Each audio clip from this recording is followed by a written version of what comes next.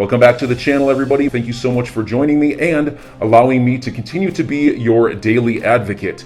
If you're new here or you're not subscribed for any reason, please do me a huge favor and hit the subscribe button. Thank you to all of you who have been watching and following me for so long. It truly means a lot, and I'm glad that I can be this person. We've probably got the biggest news that we've seen come out of this case since it started, really. For the last year, while we've been listening to Jeremy Hogan and John Deaton and all these attorneys talking about this case, one thing they kept saying was how important the fair notice defense was. And the SEC, I'm no attorney, but I'm just telling you the way I understand it. The SEC had filed a motion to dismiss the Ripple's fair notice defense, meaning they didn't want them to be able to come in and say, well, you didn't give us enough notice, because they know they didn't give Ripple any notice that they were selling a security or anything like that. They never gave them any notice, okay? And so all along these attorneys have said that is such a huge deal. It's such a big deal if Ripple wins that, okay? And I'm going to show you, I'm going to go back and show you something that Jeremy Hogan had said back months ago about how important and how big a deal this thing was. But first, let me show you what happened yesterday. So yesterday, James Flan put this out: breaking, individual defendants' motions to dismiss are denied. And then, this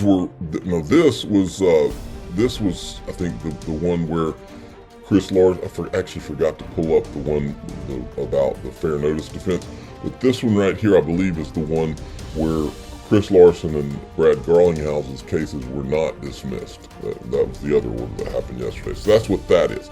But the big one was the fair notice. Eleanor Terrett had weighed in on this breaking statement from Ripple General Counsel Stuart Alderoty.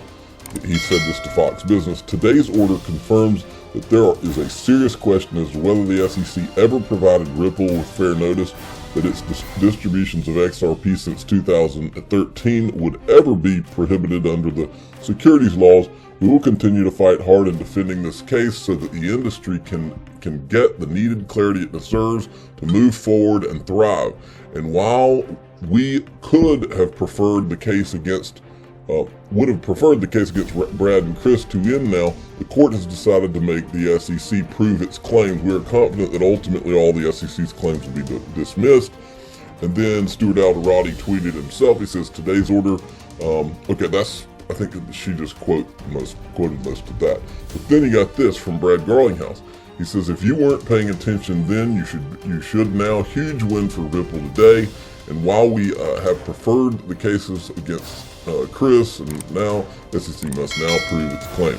We're confident that ultimately all of them will be dismissed. So he's basically saying the same thing Stuart Alderoty said here. But this is big, huge win. Okay, now Jeremy Hogan weighed in, and then I'm going to show you a video of the clip. See, a lot of people, even after yesterday, they don't understand just how significant this is. Boom, and I don't use that term lightly. The SEC's motion to strike the fair notice defense is denied. This is the one I've been waiting for. Now the SEC has something to lose. Folks, this is the other part of this.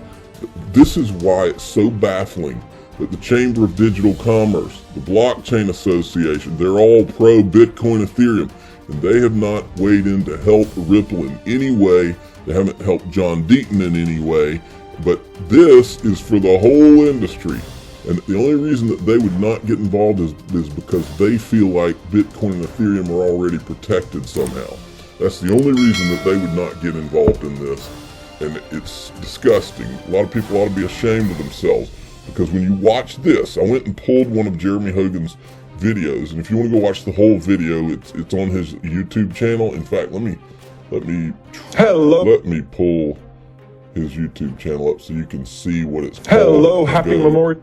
You can go and you can subscribe. He's Legal Briefs. Go subscribe to his YouTube channel.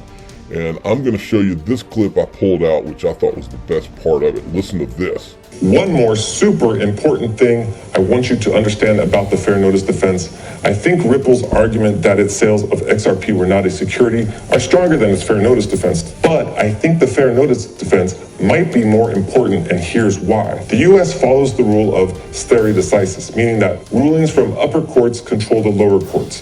The Kick Interactive case is from a same-level court, so it's persuasive authority, but it's not binding. If the ruling was from an appellate court, which is a higher court, the ruling would be binding on the Ripple court, which is a lower court. So if Ripple wins on the fair notice defense, it becomes persuasive authority for any crypto company the SEC sues from this point forward. If the fair notice defense survives and Ripple wins, the SEC is going to have an uphill battle winning any other lawsuits they bring. But wait, it's even bigger than that. Listen to this. Even if Ripple loses the fair notice defense, they can appeal the ruling. And if an appellate court determines that Judge Torres was wrong and Ripple did not have fair notice, then the SEC is now really in trouble because that ruling is binding on every crypto lawsuit that comes along. For the most part, the SEC will not be able to bring any more crypto lawsuits, and the SEC is funded by the fines from these lawsuits. So if that happens, well, read between the lines. So the fair notice defense is the main thing right now. It's the thing that is applying pressure to the SEC. It's pressure that's the key. It's the defense that the SEC is most worried about for good reason. And it's the defense that could potentially save the industry from the SEC. And it's the defense that would lead to the case settling or resolving before a hearing on summary judgment. Pay attention to what happens to it. The other stuff that's going on is important, but this is the issue to watch. So you can see now Gary Gensler, who wants to control all of crypto, is in a position that you either make this case go away or you risk not being able to go after anybody in crypto, because everybody would be saying, oh, fair notice. And so give him a subscribe. That was a great clip covering this. John Deaton also weighed in. This with a favorable Judge Netburn ruling on the Hinman speech, emails, and Estabrook notes, and huge momentum for Ripple. So back to those Hinman emails. I'll say it again. We're never going to see those emails. This thing is over. The second that judge says you show these emails, over. And it might be over already, folks. This thing could be cooked after yesterday. Charles Gasparino got on Liz Clayman and he was talking about it. Between the Securities and Exchange Commission and Ripple. Joining us now with the latest is Charlie Gasparino. Okay, so I believe I've got my hands around this. I mean, some of the stuff is a little technical, but as part of the case, so SEC sues Ripple saying it used XRP as a security and it should have registered it. Thus, therefore, it's not a currency. Yeah, and therefore, no exchange will take it. You can't, your value goes down dramatically. And but Ripple has said that the SEC did this out of the blue, and they filed a motion to have the case dismissed because the SEC didn't give it fair warning that that XRP was considered a security. Okay, bear with me here. The SEC filed a motion to get that motion dismissed. The judge said, no, that motion could stay. He still has to rule on the motion of fair notice, that whether or not Ripple was given fair notice. Now, if the SEC loses the motion, and then it obviously did today loses the motion and get it thrown out, it has to lose the motion if it loses the motion that it did not get fair notice, this case probably is over. And that's why you see it. There's a greater likelihood this case could get thrown out based on this ruling. And that's what you're seeing right now. I'm not saying it will. I'm just saying when you unpack all this, the motion to get this case dismissed, filed by Ripple, is the way I understand it, because the SEC didn't give it fair notice while it was issuing that XRP, that it was an illegal issuance of that XRP, sale of that XRP, I should say. That can stay, and there is still a chance the judge can rule in Ripple's favor, saying that SEC screwed up by not giving it fair notice. This case is out, Ripple wins. I mean, that's the bet you're seeing now. That's why it's popping. And by the way, Bitcoin is down 2.6% today. You've got Ethereum down, Terra's down, but XRP is moving on this news. Now, here's the thing. We got a couple of things here. Ripple tells Fox Business they believe the motion will lead to all SEC claims ultimately being dismissed. Well, that could be wishful thinking, but I get it. I get it. I mean, it's kind of what I'm telling you. We have John Deaton, one of the private securities lawyers. All right, he's bringing up John Deaton. Here's part two. You'll hear that part. private securities lawyers that is aiding Ripple in the case because he's an XRP holder. It's pretty. You know, John doesn't doesn't BS. Okay, he calls it kind of straight.